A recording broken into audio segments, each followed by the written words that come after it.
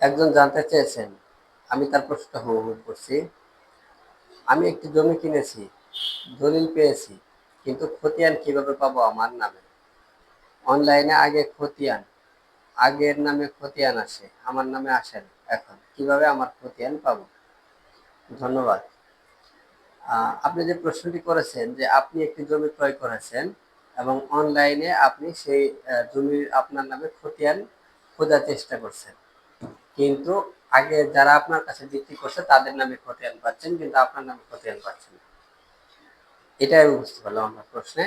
আসলে যে বিষয়টা এখানে হচ্ছে, আপনি যদি কারো কাছ থেকে জমি ক্রয় করে থাকেন এবং যাদের কাছ থেকে জমি ক্রয় করেছেন তারা যদি রেকর্ডীয় মালিক হয়ে থাকে এবং তারা যদি পূর্বের যে রেকর্ডগুলো হয়েছে সেই রেকর্ডগুলোতে তারা মালিক হয়ে থাকে এবং সেই মালিকানা অনুযায়ী আপনি যদি সেই জমিটা ক্রয় করে থাকেন, তাহলে আপনি যখন খতিয়ান খুঁজবেন তখন অবশ্যই আপনার যে বিক্রেতা বা আপনার যা বায়া বিক্রেতা তাদের নামে আপনি খতিয়ানগুলো পাবেন।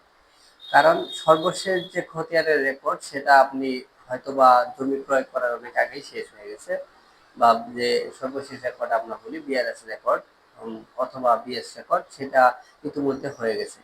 যেহেতু বর্তমানে নতুন করে কোনো রেকর্ড হয়নি, সেহেতু আপনার নামে রেকর্ড হওয়ার সম্ভাবনা না থাকার সম্ভাবনাটাই বেশি। তবে এই ক্ষেত্রে যে বিষয়টা হচ্ছে, আপনি যেহেতু জমিটি ক্রয় করেছেন দলিল মূল্যে, এক্ষেত্রে আপনার জন্য বর্তমানে যে করণীয়টি হচ্ছে, আপনি অবশ্যই দ্রুত আপনার নামে নামজারি করে ফেলুন, বা যেটাকে আমরা সহজে খাজনা বলি, সে আপনার জমির খাজনা দিয়ে ফেলুন এবং আপনার নামে একটি নামজারি খতিয়ান খুলে ফেলুন, যেটা মিউটেশন খতিয়ান বলা হয়।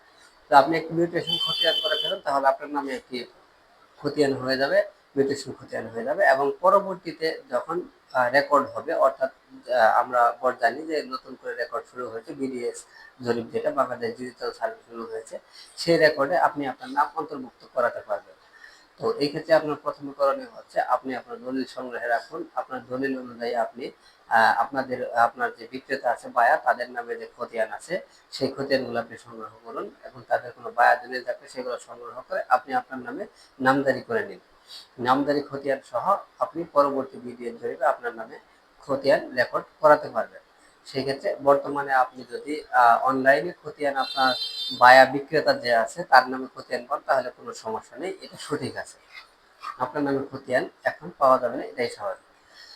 সো আপনার জন্য পরামর্শ এটাই।